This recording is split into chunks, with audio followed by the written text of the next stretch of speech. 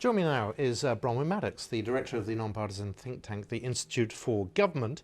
None of us really knows what on earth's going on, although it does seem that Boris Johnson has control of what's going on one way or another. I think this is very interesting. He's really managed for about a week, which is a very long time in politics at the moment, to keep control of the agenda, first by the decision to prorogue or suspend Parliament, which was last week's big uproar, and now by these rumblings, very loud rumblings, that in the cabinet discussions beginning in about an hour, he's going to say that he's going to call for a general election within the next couple of days.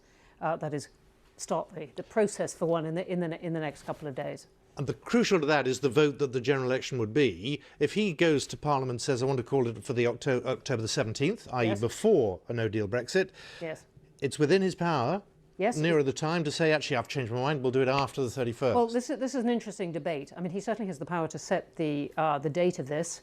The question is whether Labour or not signs on to this, but Jeremy Corbyn has said so many things about wanting a general election, really very hard for him not to assent to this.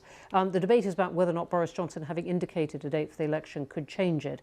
And there's a lot of very excited speculation going on Twitter at the moment about whether or not, under his powers of proclamation, the prerogative of proclamation, he can do that. I don't think that's clear-cut, and I think the political cost of that kind of footwork would be considerable, even for someone who is trying it on, if you like, in so many ways as he is at the moment. You But say not clear-cut. Do you not know?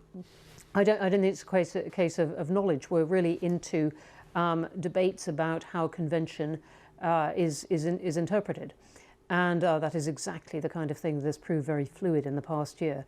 But I think the move to try to have an election before the departure date could prove rather shrewd, hard for Labour to turn down, and conceivably something that he can turn to his advantage by keeping saying, look, I'm trying for a deal, puts pressure on the EU as well.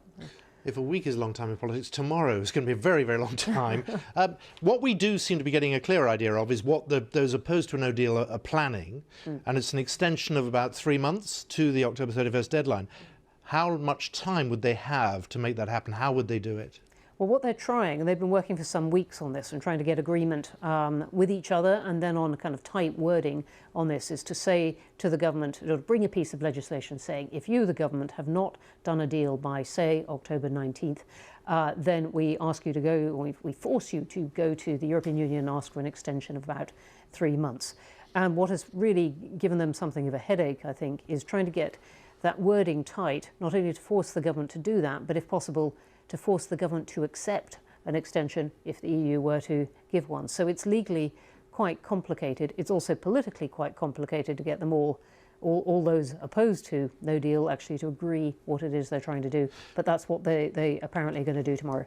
Now, we heard Tony Blair there issuing a warning to Jeremy Corbyn. He was speaking at the Institute for Government, at your organisation. He was indeed. And you had a chat with him about... Well, he's no fan of Jeremy Corbyn. We were on the platform, so it was that kind of rather public chat, if you like. No, he squeaked out what he called a compliment to Jeremy Corbyn, which turned out to be a backhanded, stinging compliment that Jeremy Corbyn had decided to back down, as Tony Blair put it, on his bid to be a caretaker Prime Minister.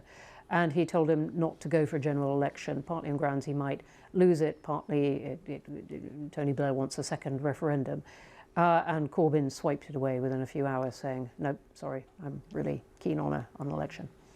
And did you ask Tony Blair if he would vote Labour? I did indeed, and I got some moments of silence hanging over this room, and then kind of a grimace, and he said, it's really very difficult. And then he said, there was a kind of qualification embedded in there. He said, there's virtually nothing I wouldn't do to stop no deal, even possibly voting for Jeremy Corbyn. But he left, I was pushing for an unequivocal yes or no, and he left a bit of doubt in there. Well, Bronwen, it's great to see you as ever. Thank you very much. Bronwen Maddox there, the director of the Institute for Government.